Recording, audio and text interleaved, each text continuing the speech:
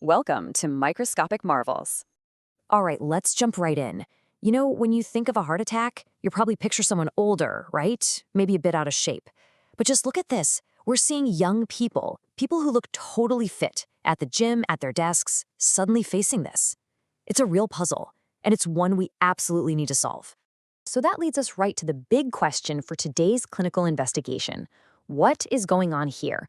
Why are heart attacks, or to use the proper term, myocardial infarctions, becoming so much more common in young adults? We're going to tackle this piece by piece, exactly like you need to for your exams. Okay, first things first. Before we can find the culprits, we have to understand the crime scene itself. So let's get into the core pathology. What is a heart attack, really? All right, get ready to jot this down because this is your perfect, high-yield definition for any Viva or exam question. A myocardial infarction, or MI, is simply the death, the necrosis of heart muscle. And what causes it? Prolonged ischemia. In plain English, that's a serious, extended lack of blood supply.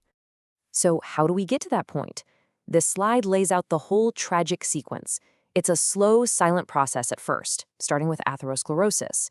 That's when the bad cholesterol, LDL, starts building up inside the coronary arteries. Over time, this becomes an inflamed plaque. Then, boom, something triggers it. Maybe a huge spike in blood pressure from stress. The plaque cracks open, it ruptures. The body, trying to fix the damage, sends in platelets to form a clot, a thrombus. But if that clot is too big, it can completely block the artery. And just like that, no blood flow, and the heart muscle starts to die. And this image here, it shows you that whole process perfectly. See how we start with a nice, clean, open artery? Then you see the plaque starting to build up, making that channel narrower and narrower. And then the final stage, the rupture and the clot, the thrombosis, that just completely plugs it up. Seeing it like this really helps lock in the whole mechanism, doesn't it? Okay, so now we know how it happens. The next question is, why is it happening so much faster in young people? It's time to line up the usual suspects. Let's investigate the lifestyle culprits. And this right here is a classic list you'll see on exams. Think about it. Long hours sitting down, studying, or working an IT job, that's going to lower your good cholesterol and raise the bad stuff.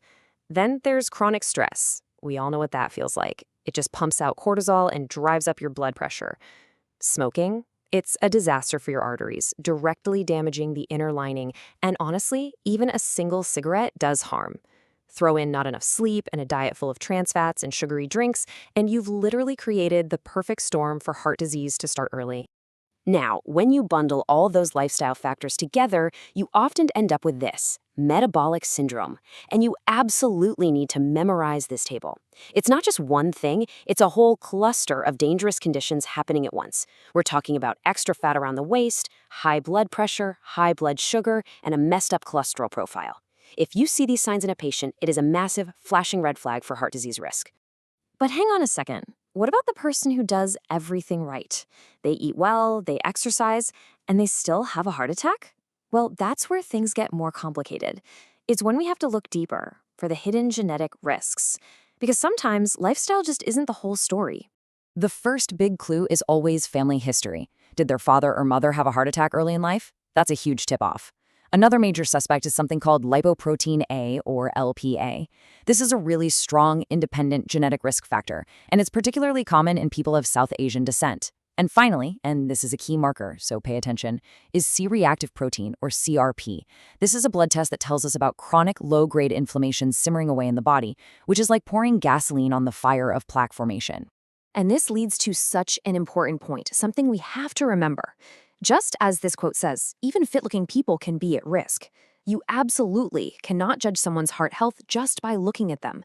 They could be a gym enthusiast and look the picture of health, but inside, they could have sky-high LPA or chronic inflammation just waiting to cause a problem. All right, so we've looked at the pathology and we've identified the main culprits, both lifestyle and genetic. Now let's put on our clinical hats. What are the clues and dangers we need to spot when a patient walks into the clinic? Now, this is a huge one, both for your exams and for real life. The textbook, elephant sitting on the chest pain that radiates down the left arm, young people often don't get that. Instead, their symptoms can be really tricky, really atypical. It might just be some mild discomfort. It could even feel like an anxiety attack. Or, scariest of all, it could be a sudden collapse with no warning signs at all. That's why you have to be extra vigilant and always keep MI in the back of your mind. Okay, MCQ alert. You need to know these investigations inside and out.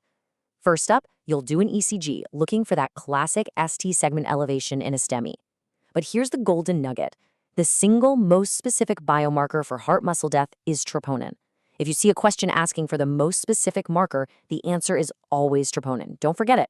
Of course, you'll also run a lipid profile and a CRP to get the full picture of their risk. So the patient is in the ER. You suspect an MI. The clock is officially ticking. Time is muscle. So what do you do right now? Let's go over the immediate management protocol. Here's a fantastic mnemonic that's been saving lives and helping students pass exams for years. MONA. It's a classic for a reason. M is for morphine, to tackle that intense pain. O is for oxygen, but only if their levels are low. N is for nitrates, to help open up those coronary arteries. And A is for aspirin, an antiplatelet to stop that clot from growing.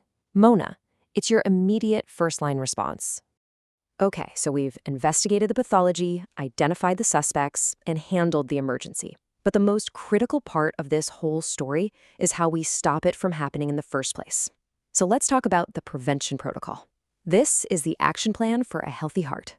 And really, the advice here is simple, but you have to be consistent. We're talking about at least 30 minutes of exercise most days of the week. Quitting smoking, not cutting back, but stopping completely. Eating a healthy diet that's low in those nasty trans fats and added sugars.